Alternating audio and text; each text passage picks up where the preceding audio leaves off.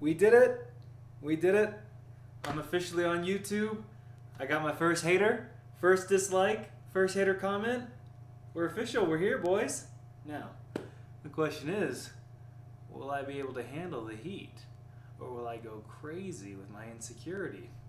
Time will tell, but I'm excited for the journey. Like Kanye says, hate is gonna hate.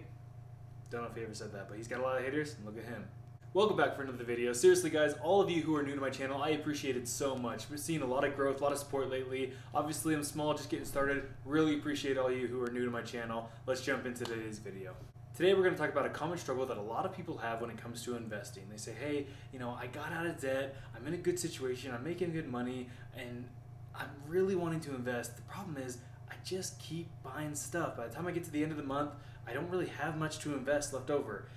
The situation varies. Some people, they do their 401k contribution so they don't even see it, so that way when their paycheck hits, that's what their money is and that's what they want to spend. Contributing only to your 401k, well, that's a great option, a great start. It's not enough to get to financial freedom, especially if you want to retire early and, that FIRE movement and be all financially independent, nice and young. 401k is not enough to get you there. So what happens after that? Once your money hits your account, whether or not you're doing a 401k contribution, if so, that's a great start, but then what? What happens next? Why is it that at the end of the month, you don't have any money left over to invest?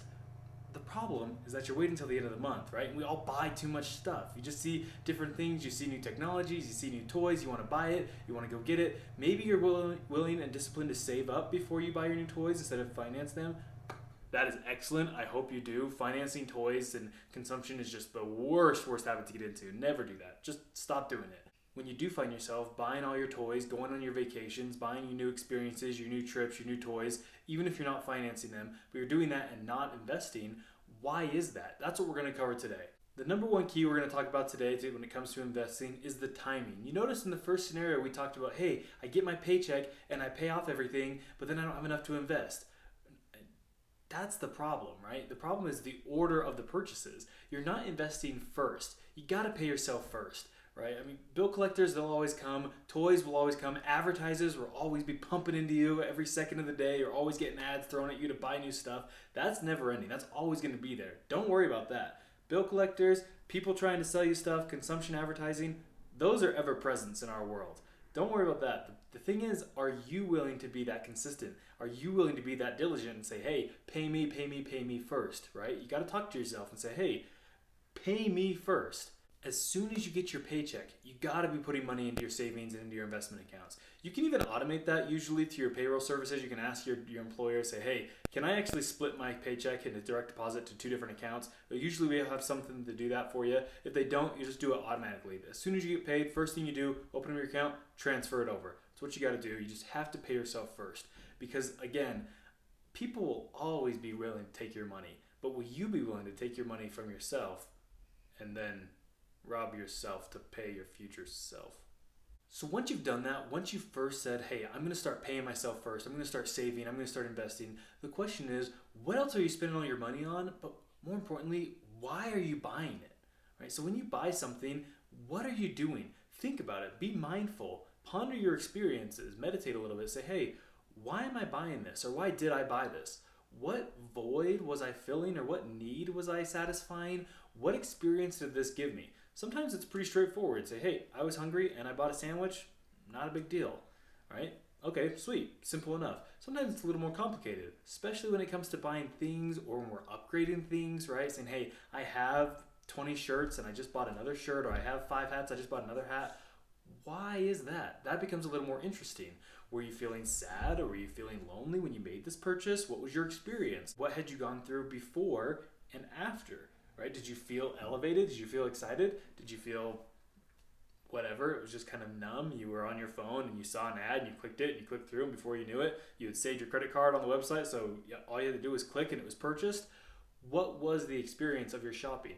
Analyzing your own habits and being mindful and introspective is really going to give you some good insight to recognize why you're buying things, and that can help really limit your spending to say, hey, I don't really care about half the stuff that I bought. Well, just like that, you just switched and freed up all that money. Now you were spending, $1,000 on random stuff every month. After some introspection, a couple months go by, you realize I'm only spending $500 now. There's another $500 you can be saving every single month. What is that? $6 grand a month, $6 grand a year. Pretty good. Automatically upgrade your savings by $6 grand a year. Not bad, not bad. So that's the type of introspection we got to be doing to understand why are we buying this stuff in the first place. When it comes to consuming and versus investing, honestly, the two experiences actually have a lot in common, but one is kind of a short-term rush and the other is more of a long-term satisfying feeling. Consumption is just like McDonald's. You go get yourself a double cheeseburger, you throw yourself a side order of fries, maybe get yourself a little soft serve waffle cone after, and you got a simple meal. It might not have been a healthy option, but you ate it anyway, and it was tasty, and it tasted delicious, and it was good in the moment. Yeah, you have a stomach ache later on. Yeah, it's not good for you, and you gain weight, and it's not good for your health, but you enjoyed it in the moment. That's like consuming, right? Versus investing is like when you eat a really, really, really good meal. I'm talking about not some cheeseburger. We're saying you go to Ruth's Chris, you get yourself that big old tomahawk steak, maybe you even had the lobster mac and cheese on the side. Ooh, right? Now this isn't the best analogy because that's also a super fatty, unhealthy meal, but you get what I'm saying. They're very different experiences, even though it's the same category. Either way, you're taking money and you're putting it somewhere else, right? You're taking it from your checking account, and you're either giving it to someone else or you're giving it to yourself to invest. But they're very, very different experiences.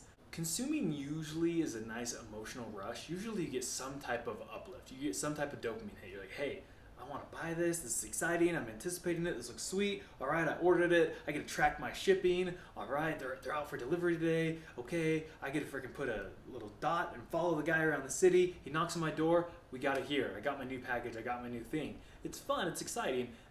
And that's usually where the excitement kind of ends. Maybe you, whatever it is, you use it or you wear it once or twice, and the first couple times it's great, but then it's all gonna fade.